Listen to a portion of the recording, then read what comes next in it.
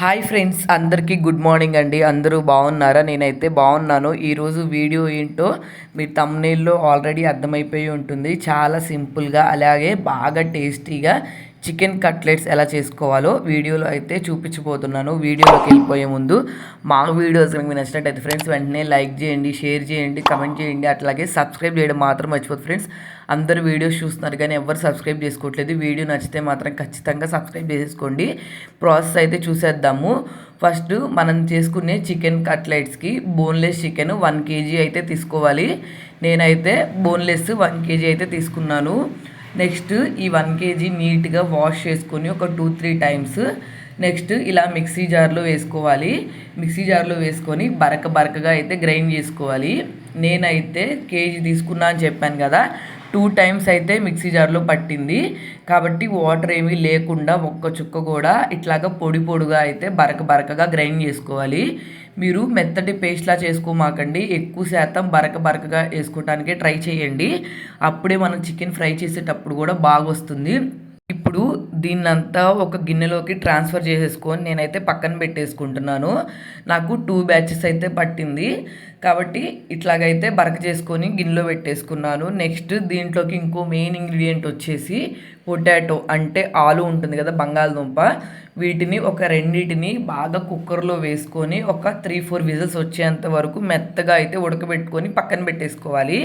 Next ఇంకో ingredient వచ్చేసి మనకి బ్రెడ్ క్రమ్స్ ఉంటాయి కదా, బ్రెడ్ని మిక్సీ జార్లో వేసేసుకుంటే ఇట్లాగ పొడిగా అయితే వచ్చేస్తుంది. కాబట్టి మిల్క్ బ్రెడ్ అయితే తీసుకున్నాను నేను. వీటిని ప్లేట్లో వేసేసుకొని పక్కన పెట్టేసుకున్నాను. కొన్ని ఇంగ్రీడియంట్స్ ఇట్లా పక్కన పెట్టేసుకోవాలి ముందు.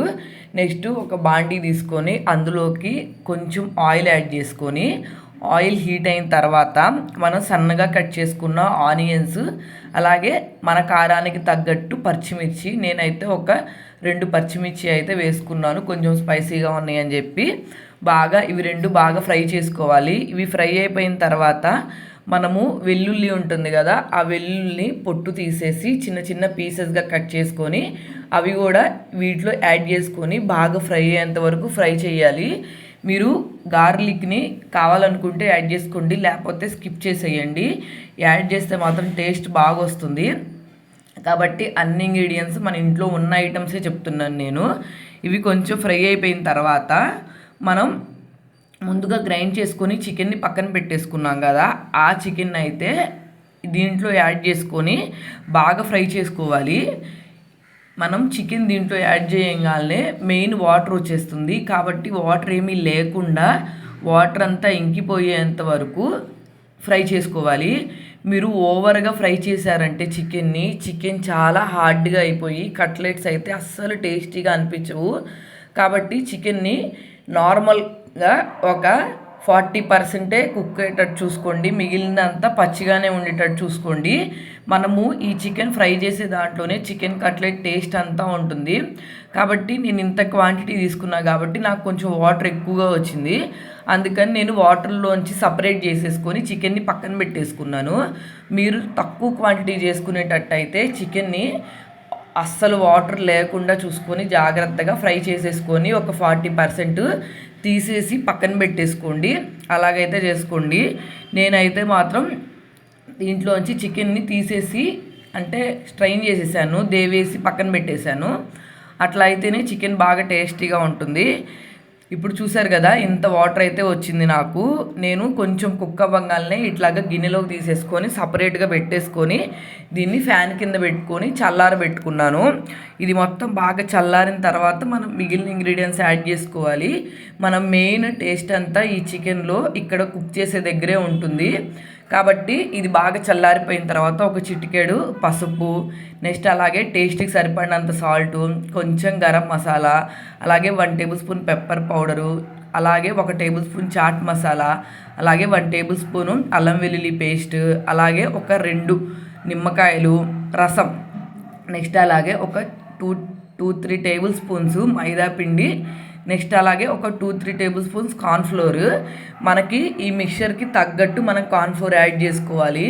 చూసారు కదా, ఇప్పుడు ఇవన్నీ బాగా మిక్స్ అయ్యేటట్టు పేస్ట్ లాగా అయితే బాగా పిసుక్కోవాలి. మనకి కట్లెట్స్ చేసుకోవటానికి చాలా పర్ఫెక్ట్గా వచ్చేంత వరకు మిక్స్ చేసుకోవాలి. మీరు పొటాటోని ముందుగా ఉడకబెట్టుకొని పక్కన పెట్టేసుకున్నారు కదా, ఆ పొటాటోని కూడా తర్వాత దీంట్లో యాడ్ చేస్తాము. ముందు ఇవన్నీ బాగా మిక్స్ అయ్యేటట్టు మసాలా, నెక్స్ట్ అలాగే చికెను బాగా మిక్స్ అయ్యేటట్టు మిక్స్ చేసుకోవాలి. నేను ఫస్ట్ మసాలా ఇంగ్రీడియంట్స్ యాడ్ చేసుకొని ఇవి బాగా మిక్స్ అయ్యేటట్టు మిక్స్ చేసుకున్నాను. కాబట్టి మీరు కావాలనుకుంటే ముందే పొటాటోని కూడా యాడ్ చేసుకొని మిక్స్ చేసేసుకోవచ్చు. నేను అంతా మిక్స్ అయిపోయిన తర్వాత పొటాటో యాడ్ చేసి ఒక 2-3 టేబుల్ స్పూన్స్ బాగా స్టిక్కీగా ఉండడానికి బ్రెడ్ క్రమ్స్ అయితే యాడ్ చేసుకుంటున్నాను. మీరు దానికి తగ్గట్టు ఈ మిక్చర్కి తగ్గట్టు కార్న్ఫ్లోరే యాడ్ చేసుకోండి. కావాలనుకుంటే బ్రెడ్ క్రమ్స్ వద్దనుకుంటే నేనైతే ఒక 2-3 టేబుల్ స్పూన్స్ యాడ్ చేశాను, చిన్న టేబుల్ స్పూన్స్. ఇవన్నీ బాగా మొత్తం మిక్స్ అయ్యేటట్టు మిక్స్ చేసుకోవాలి. ఇంకోటి ఏంటంటే మనము ఈ స్పైసీకి తగ్గట్టు అంటే గరం మసాలా, పెప్పర్ పౌడర్ ఇవన్నీ యాడ్ చేసాం కదా, కాబట్టి ముందే కారం వేసేసుకొని చేసుకున్నామంటే కారం అంతా మంటగా వచ్చేస్తుంది. కాబట్టి పచ్చిమిర్చి కూడా యాడ్ చేసాం కదా, వీటన్నిటిని తర్వాత అడ్జస్ట్ చేసుకోవాలి. అవి పక్కన పెట్టేసుకొని ఆ మిశ్రమాన్ని ఇంకో ప్లేట్ తీసుకొని ఇందులోకి 1 టేబుల్ స్పూన్ మైదా పిండి, 1 టేబుల్ స్పూన్ కార్న్ఫ్లోర్ యాడ్ చేసుకొని దీంట్లోకి ఒక కోడిగుడ్డు ఉంటుంది కదా, అది ఇలా బాగా గిలక కొట్టేసుకొని ఇది మిక్స్ అయ్యేటట్టు మిక్స్ చేసుకోవాలి. ఈ మిక్స్ మనం ఎందుకు తీసుకుంటున్నామంటే మనం కట్లెట్స్కి పైన కోటింగ్ వేయడానికి ఇదైతే మిక్స్ చేసుకుంటున్నాము. కాబట్టి ఇది అసలు ఉండలు లేకుండా థిక్ పేస్ట్ లాగా వచ్చేంత వరకు అయితే మిక్స్ చేసుకోవాలి. మీకు కార్న్ఫ్లోర్, మైదా పిండి బాగా మిక్స్ అవ్వకపోతే మీరు జల్లెడ ఉంటుంది కదా, జల్లెడలో వేసుకొని ఒక్కసారి తీసేసుకున్నామంటే అసలు ఉండలేమీ లేకుండా బాగా వస్తుంది. ఇది మిక్స్ చేసేసుకొని పక్కన పెట్టేసుకున్నాను. నేను ఇందాక కారం అడ్జస్ట్ చేసుకోవాలని చెప్పాను కదా, మా పిల్లలు తింటారేమో కారం ఎక్కువ అవుతుందేమో స్పైసీగా, తర్వాత చూసి యాడ్ చేద్దామని నేను ముందు కారం యాడ్ చేయలేదు. ఇప్పుడు చూస్తే కారం లేదు, నార్మల్గానే ఉంది. కాబట్టి ఒక 1/2 టేబుల్ స్పూన్ కారం యాడ్ చేసుకొని మొత్తం బాగా మిక్స్ అయ్యేటట్టు మిక్స్ చేసుకున్నాను. ఇది మిక్స్ చేసేసుకుంటే మనం చాలా వరకు 90% వర్క్ అయిపోయినట్టే. ఓన్లీ ఇప్పుడు ఫ్రై చేయడం వరకే ఉంది. కాబట్టి మీరు కావాలనుకుంటే ఎయిర్ ఫ్రైయర్లో అయినా పెట్టుకోవచ్చు. నేనైతే ఆయిల్లో ఫ్రై చేసుకున్నాను. చూసారు కదా, ఇప్పుడు వీటిని ఇట్లా కట్లెట్స్ లాగా ఒత్తేసుకొని మనం ముందు ఎగ్ మిశ్రమం మిక్స్ చేసి ఉంచాం కదా పక్కన సపరేట్గా, ఆ మిక్చర్లో అయితే ఒకసారి కోట్ చేసుకొని నెక్స్ట్ బ్రెడ్ క్రమ్స్లో ముంచేసుకొని మనం ఆయిల్లో ఫ్రై చేసేసుకోవడమే. టేస్ట్ అయితే మాత్రం అద్దిరిపోయినాయి. మా పిల్లలందరూ అయితే బాగా ఇష్టంగా తిన్నారు. చికెన్ కొంచెం కాస్ట్ తక్కువగా ఉంది కదా, కాబట్టి బోన్లెస్ కూడా ఈ టైంలో కొంచెం తక్కువగా దొరుకుతుందని చెప్పి ఈ రెసిపీ అయితే చేశాను. చూసారు కదా ఒక్కసారి ఎంత బాగుందో ఈ రెసిపీ. అందరూ బాగుందని టేస్ట్ చాలా బాగా లైక్ చేశారు. కాబట్టి పిల్లలకి ఈవినింగ్ స్నాక్స్ కింద ఒకసారి రెసిపీని ట్రై చేయండి. ఎంత కలర్ఫుల్గా వచ్చినాయో. ఇవన్నీ 1 by 1 ఆయిల్లో ఫ్రై చేసేసుకున్నాను. నేను దీంతో కొన్ని కట్లెట్స్ లాగా చేశాను. అలాగే మనకి కీమా ముట్టీలు అని రౌండ్గా చేస్తారు కదా, అట్లా కూడా ట్రై చేశాను. చాలా పర్ఫెక్ట్గా వచ్చినాయి. నేను వేస్తూ ఉంటే మా పిల్లలు అయితే అందరూ ఇష్టంగా గిన్నె అయితే ఖాళీ చేసేస్తూ ఉన్నారు. వాళ్ళు తినిన తర్వాత అప్పుడు నేను మళ్ళీ ఇవన్నీ ప్రిపేర్ చేసుకొని తర్వాత వీడియోలో చూపించి అప్పుడు తిన్నాను. నేను కూడా వేడిగా తింటుంటే టేస్ట్ అయితే చాలా అదిరిపోయింది. మీకు కూడా మా వీడియో నచ్చితే వెంటనే లైక్ చేయండి, షేర్ చేయండి, కమెంట్ చేయండి. అట్లాగే సబ్స్క్రైబ్ చేయడం మాత్రం మర్చిపోదు ఫ్రెండ్స్. అందరూ వీడియోస్ చూస్తున్నారు కానీ ఎవరు సబ్స్క్రైబ్ చేసుకోవట్లేదు. వీడియో నచ్చితే మాత్రం ఖచ్చితంగా సబ్స్క్రైబ్ చేసేసుకోండి.